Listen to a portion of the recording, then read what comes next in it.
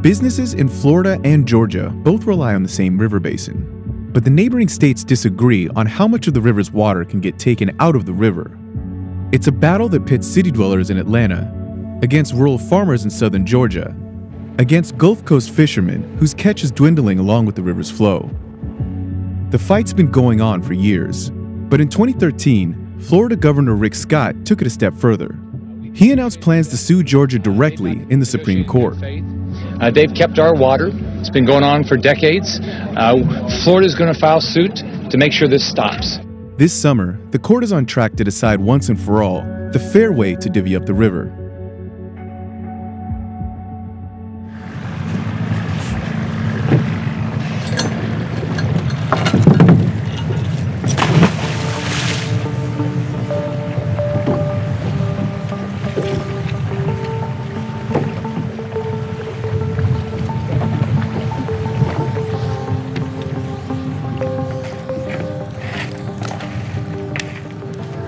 That's what you call working at the bottom when you move your tongue like that.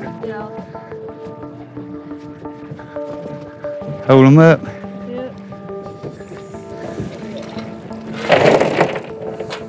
Me and my dad work really good together. I'm left-handed, and he's right-handed. I work on the left-hand side of the boat, and he works on the right-hand side of the boat as far as tonging. Shannon Hartsfield has been fishing for oysters since he was 12 years old. His father, Abe, has been an oysterman in Florida's Apalachicola Bay since the 1960s. But over the last few decades, the number of oysters, crabs, and shrimp in the bay has fallen sharply. And that's because less fresh water from the Apalachicola-Chattahoochee-Flint River Basin, or the ACF, is flowing into the bay. We never had sea urchins in our oyster bars before. This fresh water comes, it pushes all these predators away. And right now, the salinity has changed drastically. How many people left are making a full-time living as an oysterman? You can count the boats. I mean, literally, you can count the boats. On prettier days, I've seen 1 or 2 boats more.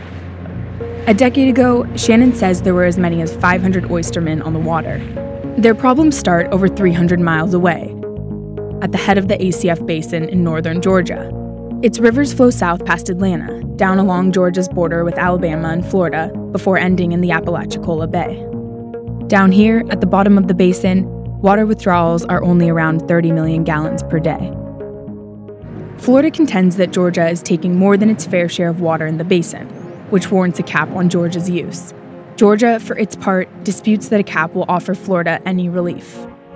That's because any redistribution of the water would have to be done by the Army Corps of Engineers, a federal agency that controls 5 dams in the ACF Basin.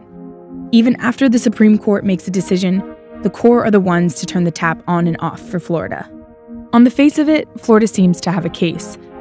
In the upper parts of the basin, water withdrawals are around 650 million gallons per day, more than half of which is used by Metro Atlanta. But Catherine Zitch, the water planner for the Atlanta Regional Commission, doesn't think it's fair to blame the city. So we're returning 70% of what we're withdrawing, which is all about innovation, investment, and infrastructure. You know, when you look at the river, you just think, hey, there's a river just like any other river, and clearly we as Atlantans are just bringing our buckets out here and taking it back to our homes. But in reality, this is a highly managed system. Do you think that Georgia's water use is harming Florida? I think the number one problem we have in this basin is lack of rainfall. And when there is a lack of rainfall, we all have a role to play in lowering that water demand. But when it's not raining, we are all in a drought condition. Further downstream, in southwestern Georgia's farmland, the problem continues. Water withdrawals down here are more than 900 million gallons per day, 60% of which is used for agriculture. But in 2010, the legislature put a moratorium on new irrigation permits. For farmers like Murray Campbell, it felt like the state was blaming them. We are a large user. We grow a lot of sweet corn down here now, and we put it on a truck and we ship it to the Northeast. And y'all go to a supermarket up there and you buy it. Who utilize that water? We're doing something that needs to be done. Now we need to do it wise. Murray is sympathetic to the oystermen in Florida, but he thinks their expectation of restoring water to the bay is unrealistic. You'd have to take out nearly all of the irrigation that we have down here now. So you're saying all farming would have ceased to exist? It shouldn't and it won't. And you don't just pick one over the other and say, this use is more important than this use, but our economy down here is based off this irrigated land. On average, about 1.6 billion gallons of water is withdrawn from the ACF each day. But population growth, drought, and climate change continue to put pressure on the shared system. Back in Apalachicola, Shannon is waiting. The case was argued in January, and a decision is expected by June. If the Supreme Court sides with Georgia in this case, what will you do? I'll probably have to move from here. And I'm not seeing a future in the Bay. And so I'm going to have to look elsewhere. I don't see here anything that I can make a living.